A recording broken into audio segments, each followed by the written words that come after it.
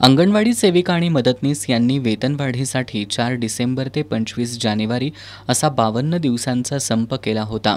यावेळी कर्मचाऱ्यांच्या वेतनात वाढ करण्याचं आश्वासन महिला बालविकास मंत्री आदिती तटकरे यांनी दिलं होतं। मात्र आचारसंहितेमुळे याबाबत कोणताच निर्णय झाला नाही। त्यामुळे अंगणवाडी कर्मचारी संघटनेच्या शिष्टमंडळानं जिल्ह्यातील सर्व लोकप्रतिनिधींना भेटून या मागण्यांकडे लक्ष वेधण्याची विनंती केली जाते। त्यानुसार आज संघटनेच्या पदाधिकाऱ्यांनी आमदार ऋतुराज पाटील यांची अजिंक्यतारा इथल्या कार्यालयात भेट घेतली। अंगणवाडी सेविका आणि मदतनीस यांच्या मानधनात 7,000 रुपयांची वाढ करावी यासह अन्य मागण्यांचं निवेदन आमदार पाटील यांना देण्यात आलं। विधानसभेत हा प्रश्न उपस्थित करू अशी ग्वाही आमदार पाटील यांनी दिल्याचं संघटनेच्या पदाधिकाऱ्यांनी सांगितलं।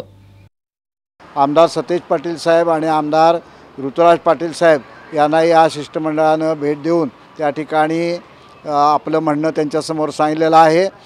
विधानसभेत आणि विधान परिषदेमध्ये आवाज उठवणार आहे अशा पद्धतीनं स्पष्ट त्या ठिकाणी आश्वासन या सर्व आमदारांनी आम्हाला दिलेलं आहे।